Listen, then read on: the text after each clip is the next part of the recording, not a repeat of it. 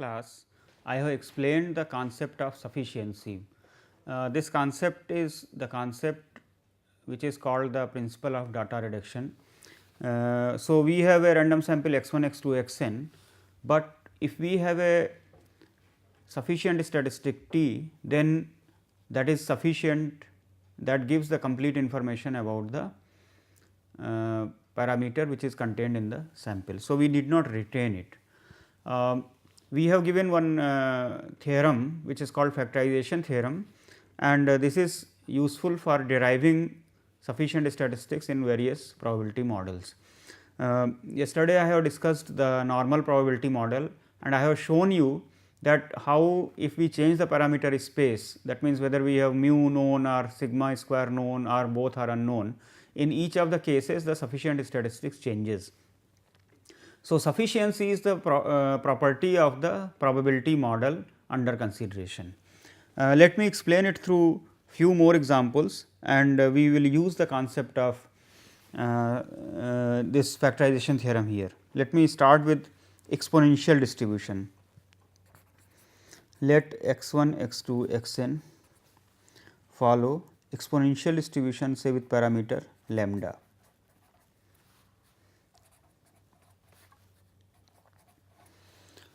So, in the factorization theorem we need to write down the joint density of x 1, x 2, x n, that is equal to lambda to the power n e to the power minus lambda sigma x I. Now, this whole thing we can write as a function of sigma x I and lambda and h x. This h x I am taking to be 1 itself, the constant. So, you can see by factorization theorem, sigma x I is sufficient. Let us consider another exponential model in which in place of a scale parameter we will have a location parameter. So, let us consider say x 1, x 2, x n following exponential say theta minus x, where x is greater than theta 0 elsewhere. Now, in this case the joint density of x 1, x 2, x n is f of x theta, that is equal to e to the power n theta minus sigma x I. However, this description of x I greater than theta also plays a role here.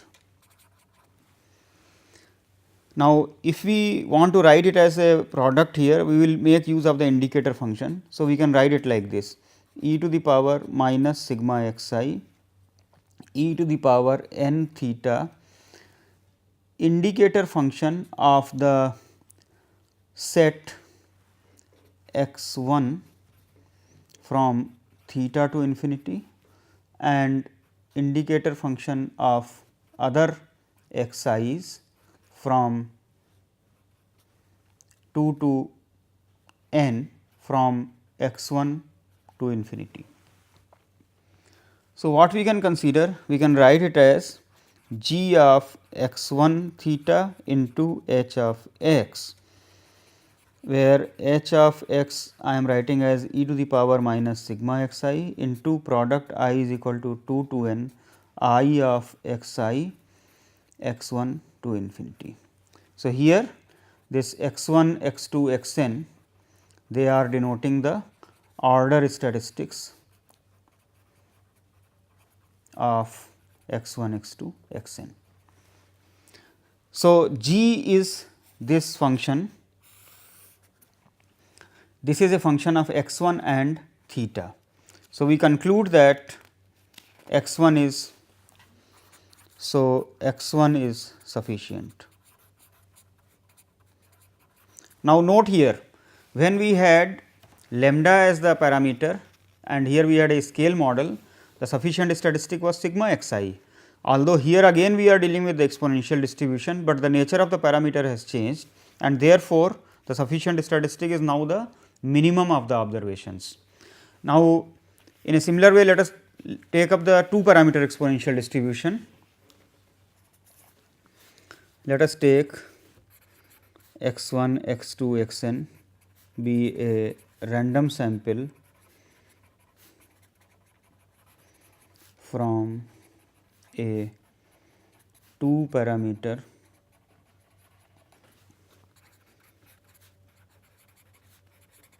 exponential distribution,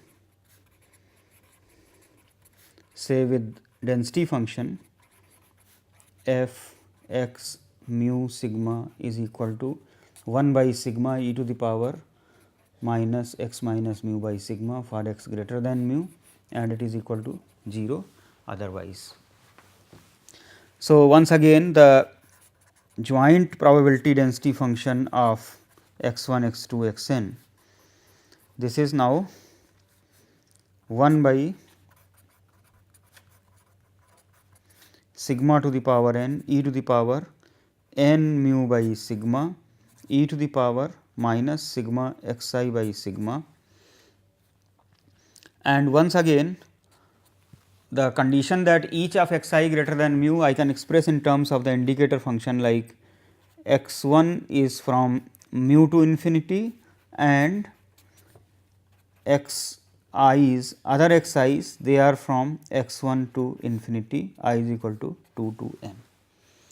So, this portion I can write as g of x 1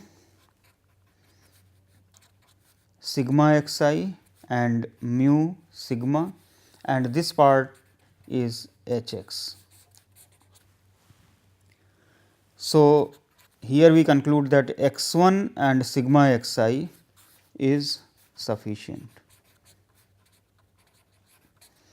or we can also say x 1 and x bar, because this is a 1 to 1 function of this is sufficient.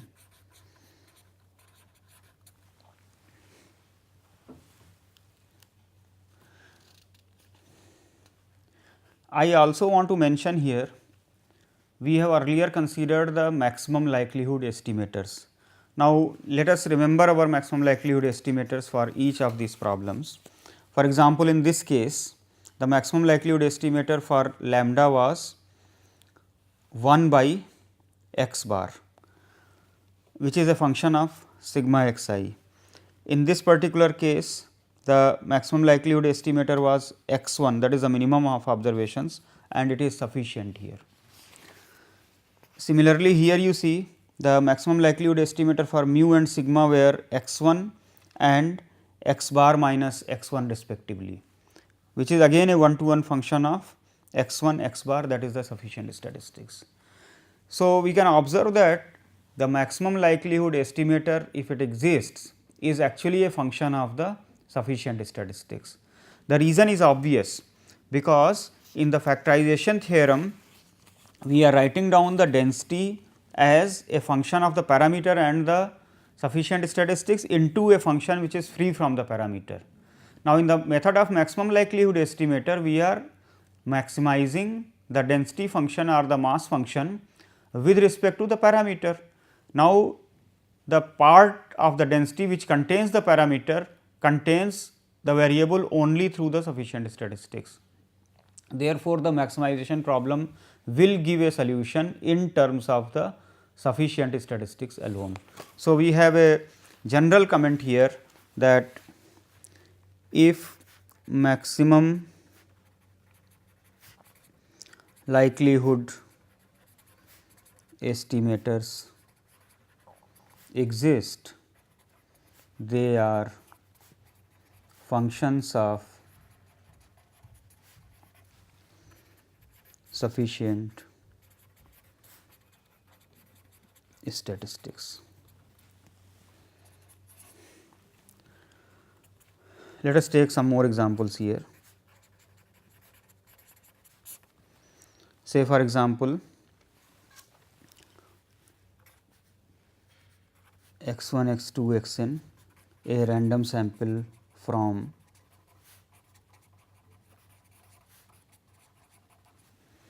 say double exponential distribution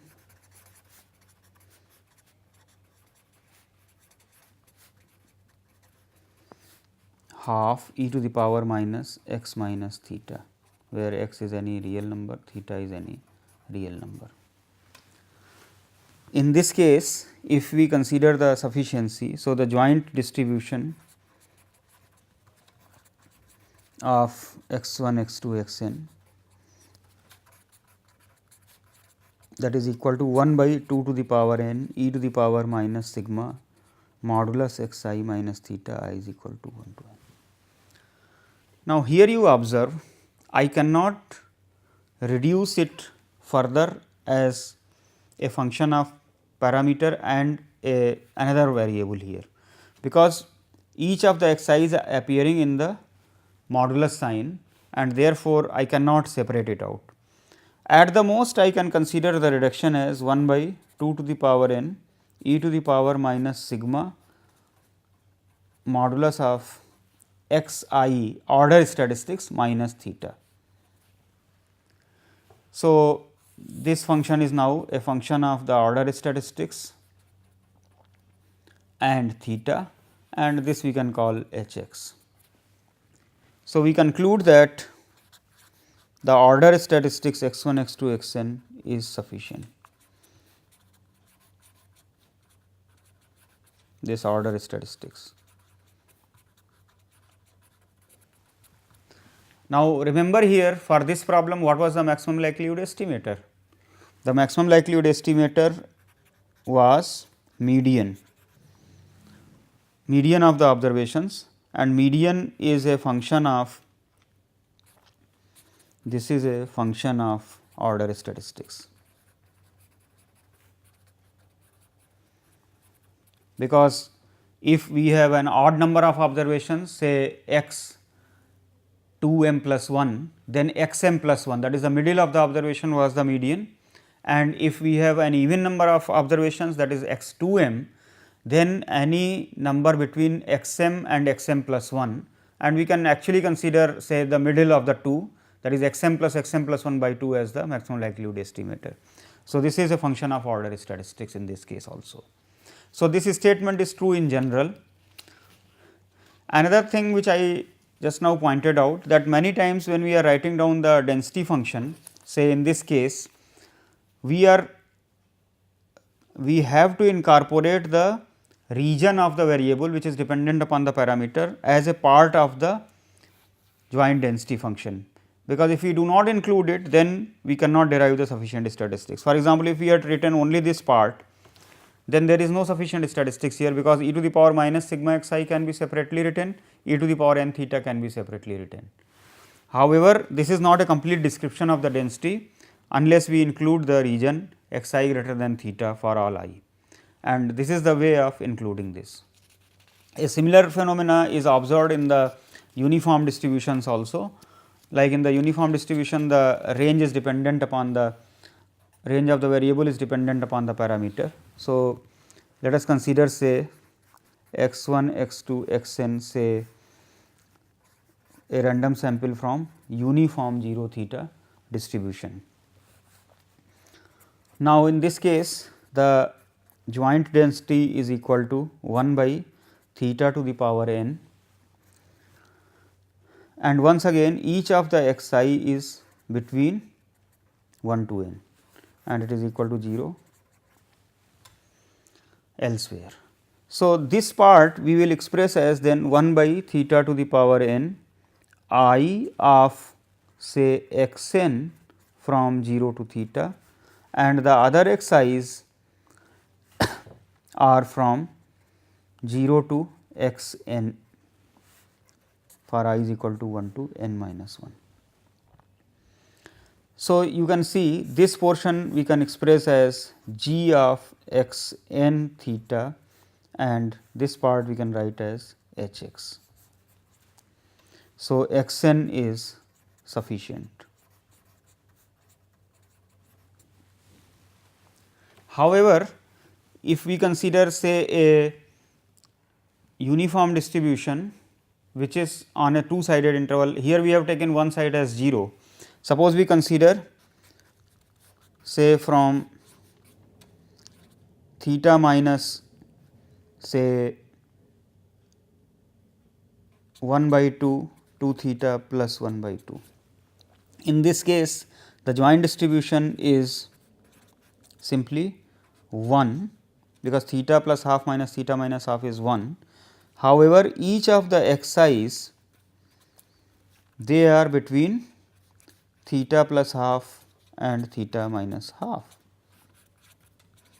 So, this part then we can incorporate as indicator function of x 1 from theta minus half to theta plus half, and the indicator function of x n from theta minus half to theta plus half, and the remaining order statistics lying between x 1 and x n, I is equal to 2 to n minus 1. So, this you can see it is a function of x 1 x n theta into h x. This part is h x and this part is a function of x 1 x n and theta. So, here x 1 x n is sufficient, although the parameter remains one dimensional here, but the order statistics contains two terms. If you remember the maximum likelihood estimator, the maximum likelihood estimator for this problem was any value between x n minus half to x 1 plus half. So, which is a function of x 1 x n. So, the statement that the maximum likelihood estimators, if they exist, they are functions of the sufficient statistics, is satisfied here also. So, these are the topics that I will be covering in the next lecture.